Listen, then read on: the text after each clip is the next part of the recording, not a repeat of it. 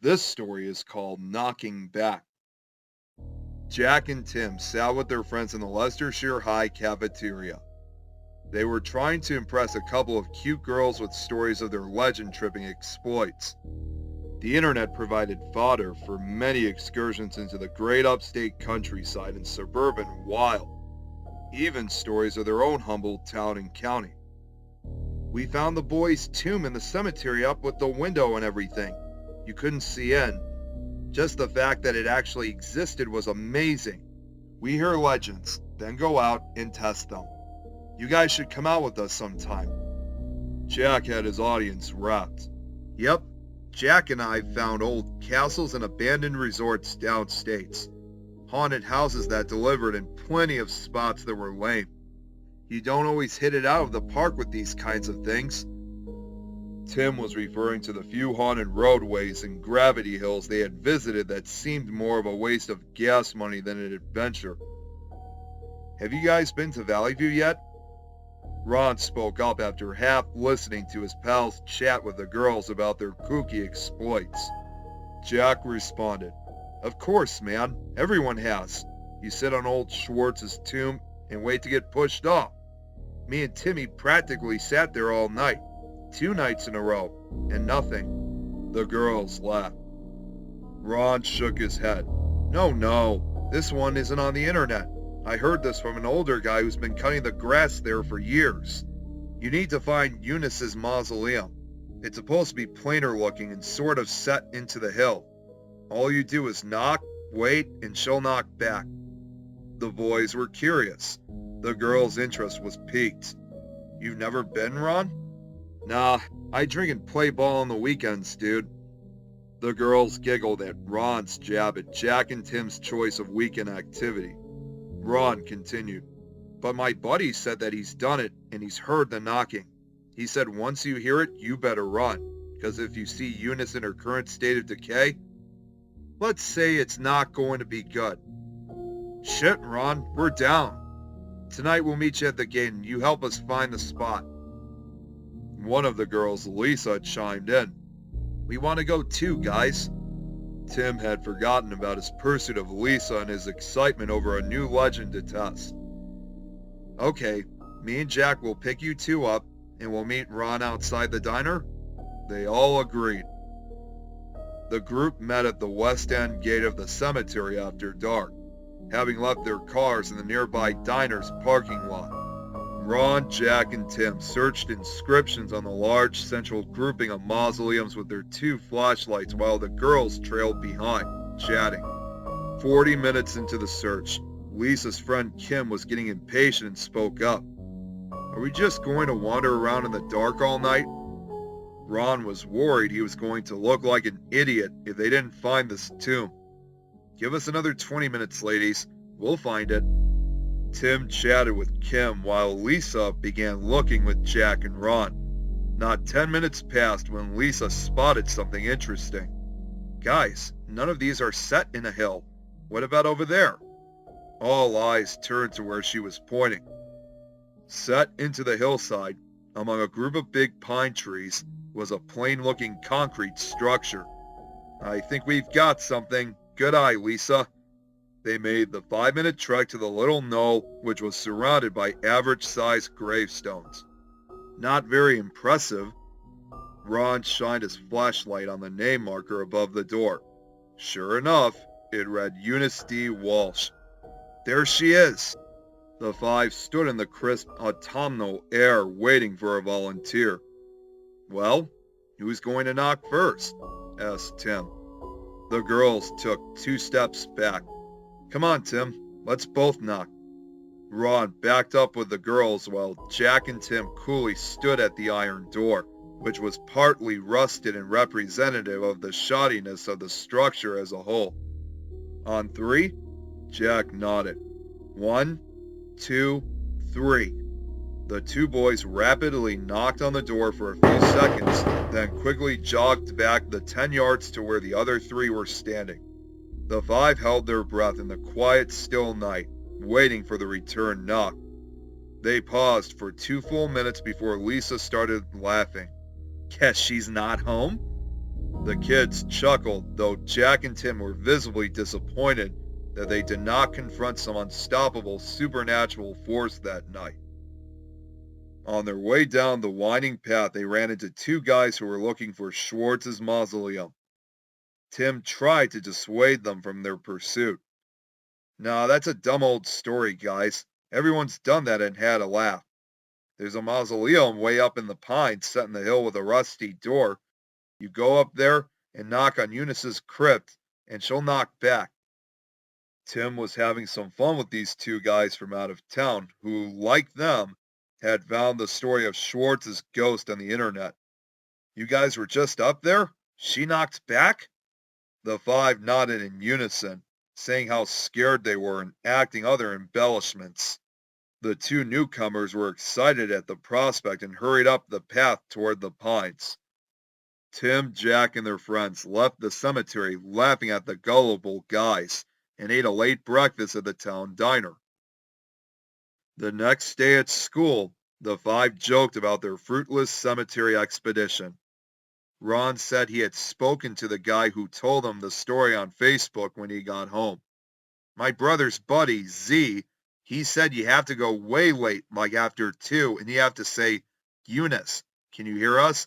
and then knock." Kim and Lisa rolled their eyes and giggled at the corny addition to the story.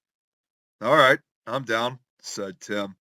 He and Jack were ready to go again that Friday night. Kim was the first to say she had no interest. Ron had an away football game, so he was out. Lisa thought about it for a few minutes before agreeing to go with Tim and Jack. She liked Tim and was hoping he would eventually ask her to go somewhere more normal with him. Tim, Jack, and Lisa hung out at Tim's house watching movies until midnight, then went down the road to the diner to eat before their cemetery sojourn. It was colder than their previous expedition just a few nights before. Soon enough, they were hurrying along the path up the cemetery hill to the pines and the knoll that hid Eunice's door. "Lisa, you get to knock this time." The three again anxiously waited in front of the crypt, even though they had been disappointed only a few nights before in the same spot. "Only if Tim knocks with me." He smiled at her, and they stepped forward. "Wait, someone has to ask Eunice if she can hear us." Lisa jumped at Jack's interjection just as she was about to knock.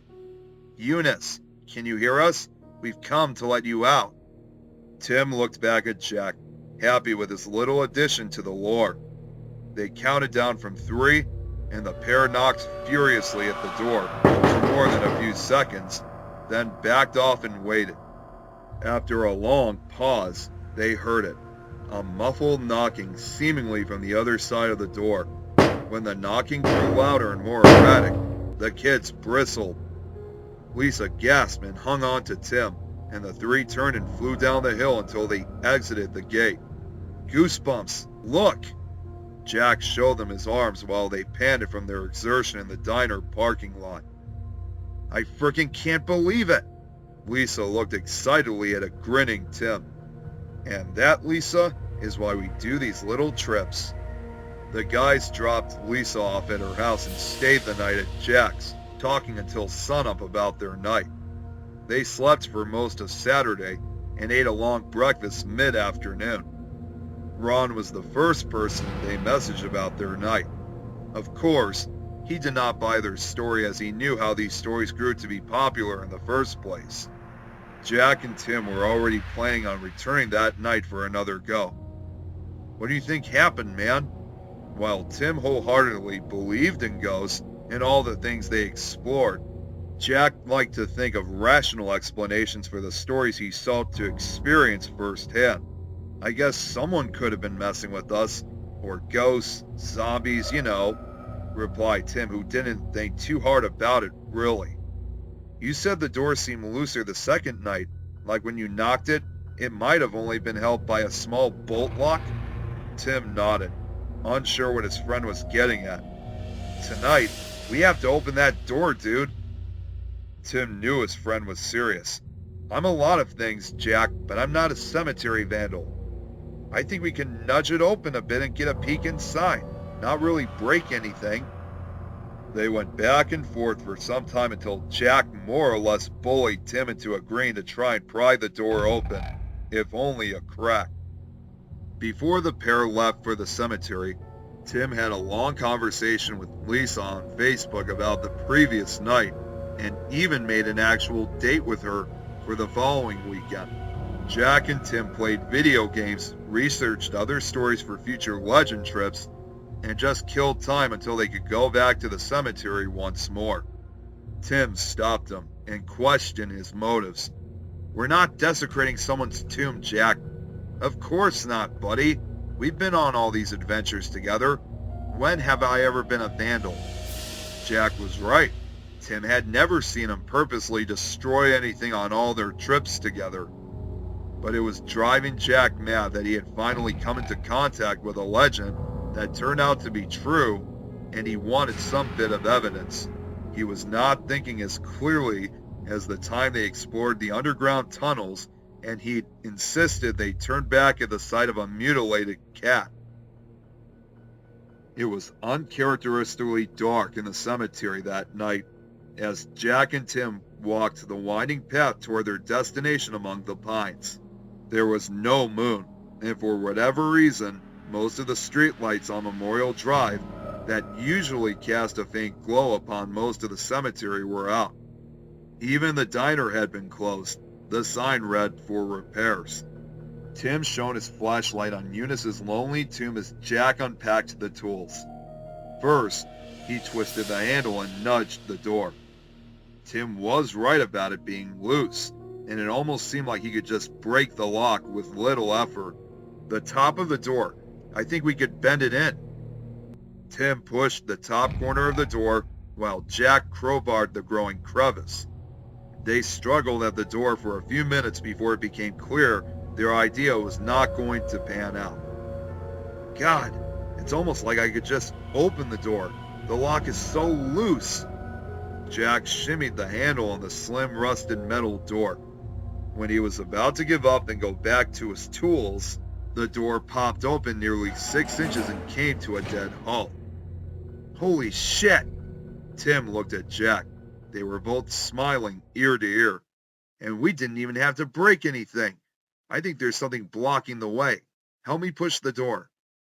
The pair pushed at the bottom of the door so it was open about 8 inches, which gave them enough room to peek inside with their flashlights. Tim was the first to peer in at the shoddy concrete insides. There was nothing ornate from what he could see. "Doesn't look like much.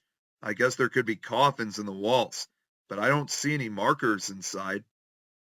Jack pulled Tim back so he could look in. He saw the same white, seemingly blank wall and noticed something on the dirt floor just behind the door. "Let's get it open more so we can see what's blocking it." They pushed harder. It felt like sandbags weighing on the other side. There was enough room so they could both squeeze in. They were nervous and excited as they entered the dusty crypt, kicking up a cloud of dirt as they shuffled in.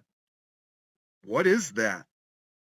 Jack bent down in the dust, shining his flashlight on a form and gasped. "It's a body!" The dust settled enough that they noticed a second body slumped partly beneath the first. When they nervously shifted the first to see the second, it fell against the door, shutting it. They didn't notice the door closed due to their shocking discovery of the two corpses. "Oh hell, Jack, I think it's those two guys from last week." The flashlight shone on the sunken pale gray faces, and Jack too recognized the gullible legend trippers from their first trip to Eunice's mausoleum. "Christ, they must have gotten stuck in here too. We have to call the cops." Tim and Jeff looked at each other with the same horrific thought and lunged for the crypt door. "God damn it, it's stuck!" Jack and Tim fought the door with just their hands, attempting different methods of prying it open. Jack had left the bag with his cell phone and tools outside so he could fit through the crack. The door seemed firmer, not loose or shaky at all from the inside. The pair took turns screaming for several days. Eventually, dehydration reached the point where they could no longer even speak to each other. That following Tuesday, Ron brought Lisa back up to the tomb in the hillside so she could show him what she, Jack, and Tim had witnessed. "Come on, Lisa, I know you're messing with me." They had not seen Jack nor Tim at school, and Lisa kept insisting they heard Eunice knock back. "In fact, I bet you anything we won't hear a knock." She smiled. "How about the loser buys dinner then?" "I'll take that bet." They took their places in front of the rusty metal door and excitedly knocked. After a brief pause, they heard a faint knocking and then a louder, more haphazard pounding. They bolted away from the haunted mausoleum, screaming and laughing. Slumped against the other side of the door, Jack and Tim expended the last of their energy answering the knock, hoping someone would hear and rescue them before they took their final breath.